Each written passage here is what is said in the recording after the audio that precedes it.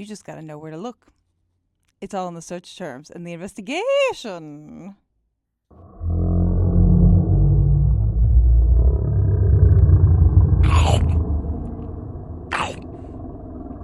Hello, friends. Welcome back. I'm Juliana, your thrifty running friend, and also your local shoe eating monster. And this week, I am super excited because we are bringing you part 3 of our potentially 5-part series. If you're in the future, you'll know how many parts there are to this series. But we are on part 3 of how to buy used running shoes online. So that way, running is made more accessible to everyone out there and more people. So let's get into part 3 of our adventure, which is going to be how to search smarter. So we're going to talk about filters you can use and how to just sort things out on websites and find the best running shoe deals. Okay, let's rock it and roll it. In our last episode, we talked about where you can go and search for used running shoes. And now we are going to talk about how you're going to search for used running shoes and how you can really make that searching experience a little bit more efficient and hopefully a little bit more effective in finding shoes that you are looking for. The first thing when you're searching for shoes is going to be what words are you putting into the search bar, aka what search terms are you using.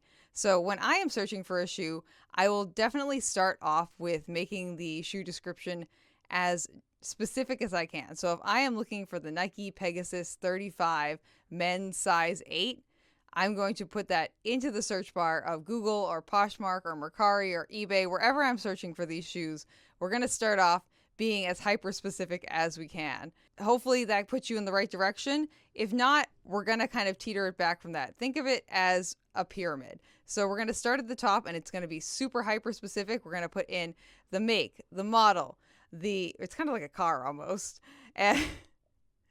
and the model number, and then also the gender that you were looking to buy the shoe for, so men's or ladies, and then also the shoe size. So if that puts you on the exact right spot that you want to be on and you find the perfect pair of running shoes right there, more power to you. That's fantastic. But if that very highly specific search doesn't work, we're going to kind of teeter it back from there. So maybe we're going to take off the shoe size, and then we will take off the men's or ladies, and then take off the model number. So right now we're down to like Nike Pegasus as our main search term. And then after that, you can just search Nike running shoes. The theory with this is that a lot of people who are listing these shoes don't really know exactly what the model is. The very few people who actually know the exact make and model of the shoe will put it in that top of the pyramid spot where it has all of the descriptors in it and you know exactly what you're getting, and that person who's selling knows exactly what they're selling. But that's going to be the vast minority of the people who are out there selling things online. And they're going to know that maybe it's a Nike Pegasus. Maybe it's a Nike Pegasus 35. Maybe they didn't bother putting the size in the description. Maybe they didn't bother putting the gender in the description. Or hey, maybe they put the wrong size in the description. You want to make sure that you're sussing out all your options, and by kind of coming from the pyramid from the top down, by making it super specific and then kind of landing in the less specific at the bottom, that's just going to open up the breadth of shoes that the internet will pull for you to look at. And we're going to kind of lean back on what I said in our last installment of how to buy used running shoes online, is know what the shoe you're looking for looks like, because that's going to be a big determining factor. Also, look at the pictures as best as you can, because a lot of the times most shoes will have the make and the model number on the side of the shoe. So if you're looking for a Nike Pegasus 35 and you look at the pictures and the side of the shoe says Nike Pegasus 26, you have the wrong shoe.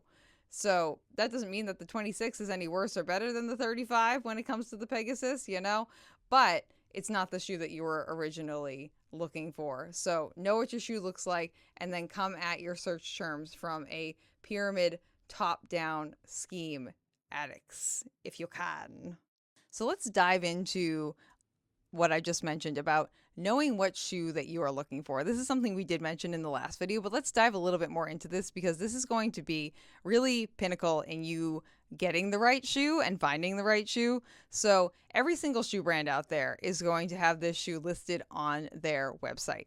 And they will have pictures of what exactly the shoe looks like, and they should have pictures of what each of the colorways looks like as well too, or the colors that the shoe comes in.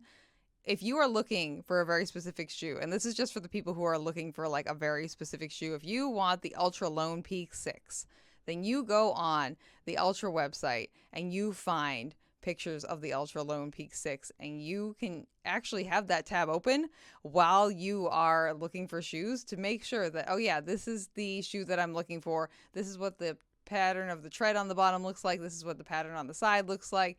This is exactly what the upper looks like, and you can confirm in like the colorways and things like that. Granted, there will be like some limited edition colorways on some shoes which may not be listed on the website. And you'll also come across the fact that, Juliana, the shoe that's like 5 models back is not listed on the website anymore. And to that I say Google. Google is your best friend. Just make sure that when you Google a picture of a shoe, that the description of the shoe underneath it matches what you are actually looking for, because a lot of the times if you Google like Ultra Lone Peak 6, the Lone Peak 5 is also going to come up. So definitely read the description of the picture that you're looking at, because that is going to help you just move in the correct direction in identifying the shoe, which is half the battle here if you are looking for a specific shoe. Again, if you are looking for just a general shoe and you don't care if it's the Pegasus 5 or the Pegasus 6 or the Pegasus 27, then just go ahead and buy whatever model of the Nike Pegasus that really appeals to you and looks like it's in the best condition for the way that you wear through shoes. But if you're someone like me who does a little bit more research behind what each of the shoe models is and functions and the foam, then definitely pay attention to what the shoe looks like for sure. Now that we have locked in and loaded the fact that we have found a shoe that we like the condition of, we like the look of, it matches the model that we were looking for, we have put it in our cart, and we are ready to check out. But what else should we do before we check out with this shoe? Thank you so much for asking. Let me answer that for you. Let's evaluate the condition of the shoe a little bit more intensely. So I mentioned looking at the tread and all of the parts of the shoe a little bit earlier, mostly in regards to identifying the shoe. But one of the biggest things you're going to want to do before you purchase a shoe is to see, is this shoe in good enough condition for me to use? If you'd like to use a pair of Nike Vaporflies that you're going to buy online, look and see how much compression is happening in the foam. Look to see if the wear pattern on the bottom of the shoe, so where you wear through shoes on the bottom, is that wear pattern the same as your normal wear pattern? And is the part of the shoe that you typically break down already broken down? If the answer to that is yes, don't buy that shoe. Don't buy that shoe. That's not for you. That's not for you.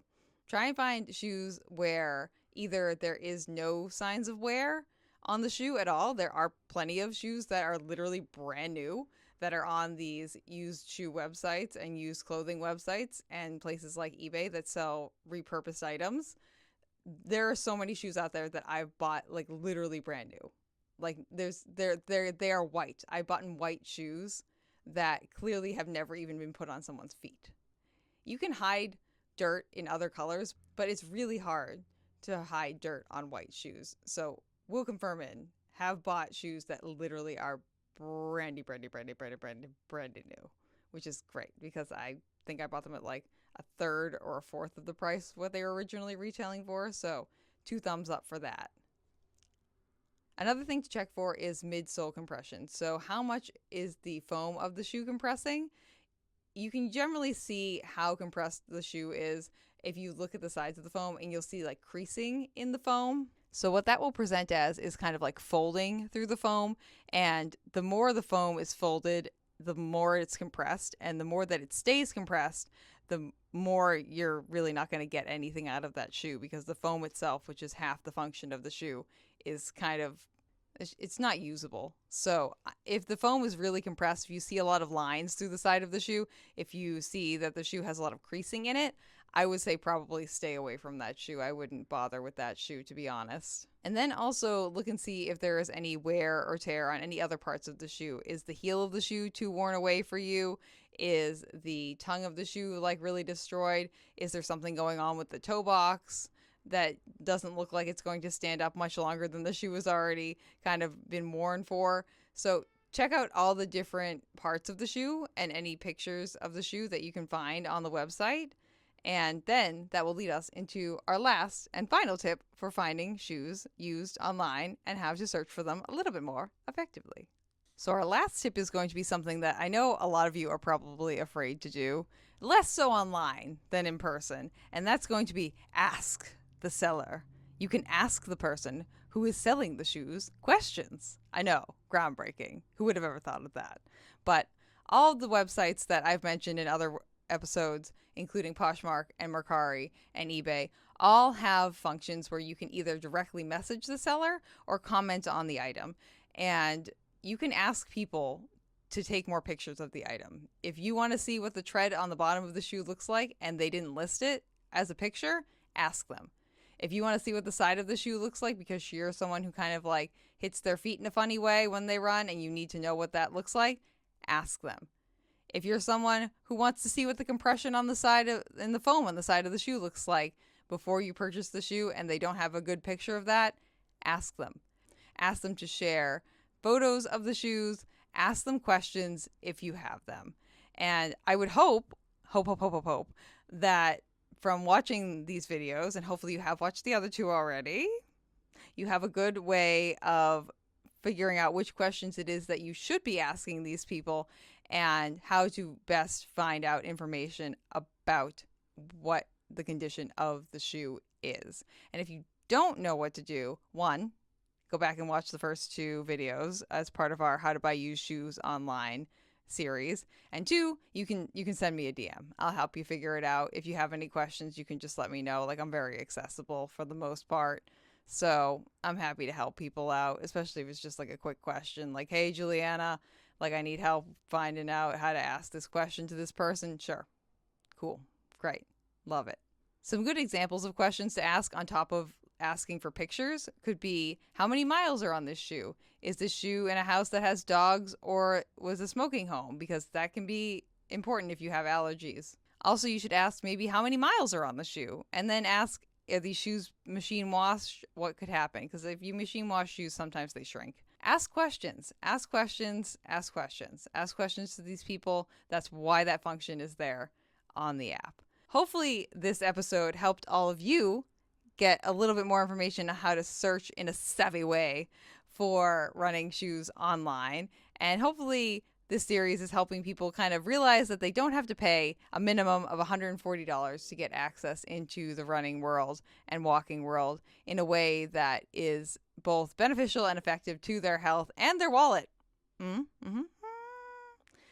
my whole goal with this series is to make running and walking more accessible to everyone. And so everyone feels welcome in the space. No matter what your income is, who you are, how you identify, you're valid, you're awesome, and you're killing it. Don't forget to like and subscribe if you've made it this far, friends. That really, really makes my day when I see someone subscribe to the YouTube channel and the podcast. And if you're watching on YouTube, comment below if you have any like go-to questions to ask people or things that you're looking for when you're searching for a used running shoe. And we will see you next time on part 4 of How to Buy Used Running Shoes Online. Until next time, I will see you on the next episode of Shoe Eating Monster.